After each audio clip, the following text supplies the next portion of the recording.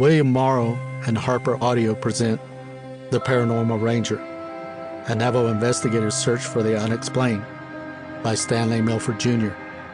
Read by Stanley Milford Jr. and Duane Minard. This is the author.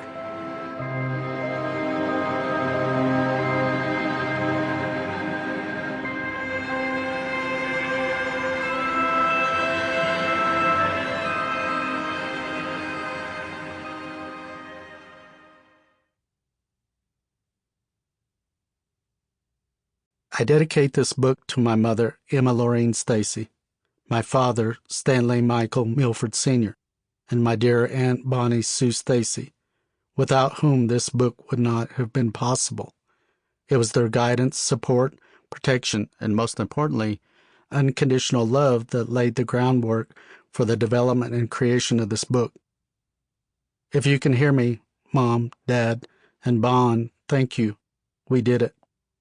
I further dedicate this book to my sisters, Deborah, Stephanie, Lisa, Alex, and Margaret, and to my brothers, Nathaniel and Ryan, and to all of their children and family. Introduction.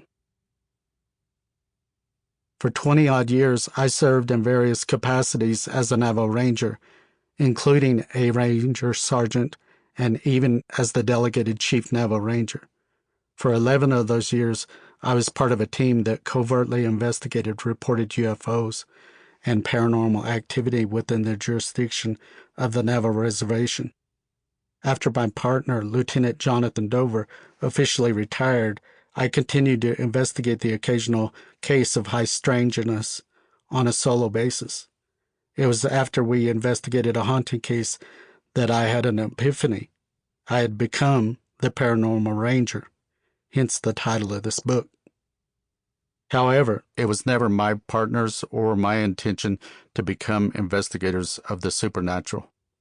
Prior to this assignment, I never expected to go looking for ghosts, Bigfoot, UFOs, extraterrestrials, Navajo witches, or skinwalkers. As a Navajo Ranger, I was thoroughly trained in all areas of law enforcement, patrol, and investigation at the U.S. Indian Police Academy for the primary purposes of helping and protecting the public, watching over the natural resources of the Navajo Nation, and conducting investigations with an objective mind and strict adherence to protocol. I only assumed the role and responsibility of the Paranormal Ranger after my boss saw a need on the reservation for someone to take seriously the reports of supernatural events that our communities were experiencing. My colleague, John Dover, and I were the two individuals selected for the job. Over the next decade, we investigated case after case of hauntings, unknown creatures or entities, and witchcraft. I went into each one with a simple mission: to help people. For those individuals who had experienced a paranormal encounter, it didn't matter if they were 10 years old or 80. The event could be an extremely terrifying, traumatizing, and even life-changing one. I quickly learned to shut my mouth and open my ears.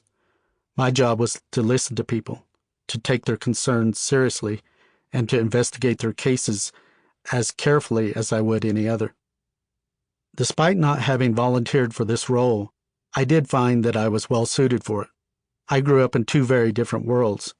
One was the mainstream and primarily Western culture of Oklahoma, where I lived and went to school. The other was traditional Native American culture, which I received from both my mother, who was Cherokee, and my father, who was full-blooded Navajo. I lived most of the time in Oklahoma with my mother, but the summers and holidays I spent with my father on the Navajo Reservation, where traditional beliefs and practices were a part of the daily life, shaped me just as much. This upbringing allowed me to view paranormal cases from two radically different vantage points, enabling me to approach the investigations with a balance of scientific objectivity and cultural insight. However, this does not mean that the cases I investigated didn't shock or challenge me. Though I grew up Sample complete. Ready to continue?